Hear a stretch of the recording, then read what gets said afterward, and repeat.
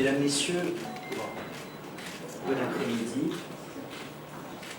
Mesdames, Messieurs les représentants du monde de la presse et qui, plus particulièrement, depuis la privatisation, a transformé.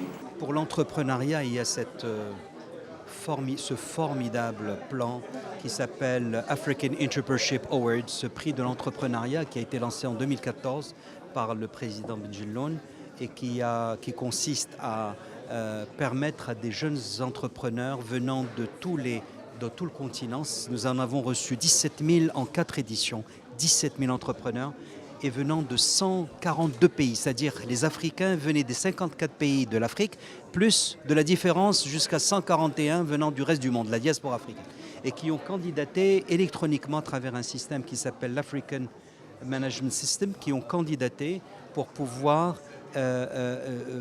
se partager $1 million.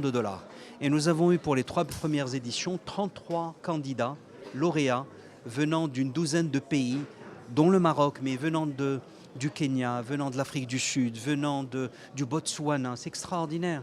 C'était une espèce de Nations Unies de l'entrepreneuriat. Et donc ça, c'est du concret. Et le message, c'est celui-là. Le message, c'est les financiers ont besoin d'accompagner les entrepreneurs. Les entrepreneurs n'ont pas simplement à être fiers de leur idée ou ont besoin d'argent, ils ont besoin d'être mentorés, d'être accompagnés. Et c'est cette rencontre entre des gens appartenant à l'écosystème de l'entrepreneuriat, c'est-à-dire des spécialistes dans de l'entrepreneuriat en tant que serial entrepreneurs, c'est-à-dire ceux qui ont déjà entrepris, plus les professeurs, plus des praticiens banquiers, plus des financiers du private equity, bref, l'écosystème pour pouvoir apporter l'accompagnement de ces entrepreneurs. Alors non, je vous assure que l'argent existe. Ce qu'il faut, c'est des bons projets, certes, et il faut surtout de l'accompagnement. Le mentoring, le secret de la réussite de AEA dans ces 3 premières éditions, c'est encore une fois le fait que nous ayons eu des mentors. Combien? 500 à travers le monde. Vous vous rendez compte? De tous les continents, dont l'Australie. Comment on les a recrutés? On leur dit, écoutez, il y a une institution qui met $1 million sur la table chaque année. Est-ce que vous pouvez vous donner votre temps?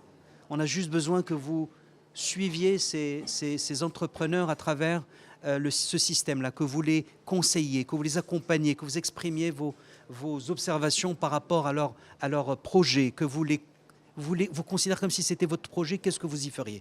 Et c'est formidable. C'est vraiment, on s'apprête à célébrer le 10 décembre, Inch'Allah, la 4e édition, mais quel bonheur, j'ai le plaisir mandaté par le président Bengelloune d'être le président effectif de ce jury, mais en fait c'est parce que je suis le banquier, c'est pour ça que je préside ça, mais sinon ce sont des gens de l'entrepreneuriat, ou des gens spécialistes de ça, un ancien président chinois d'Accenture Chine, il y a un entrepreneur qui est d'origine ghanéenne, une camerounaise, un monsieur qui est américain, et puis gardez en tête déjà les 3 premières éditions ont permis déjà à ces 33 lauréats d'acquérir 260 000 clients, de créer 2280 emplois, juste ces 33 lauréats. Vous vous rendez compte et puis gardez en tête, ce n'est pas un chèque qu'on donne comme ça, c'est on délivre la distinction, vous allez recevoir donc $250 000 ou $15 000 puisqu'on répartit.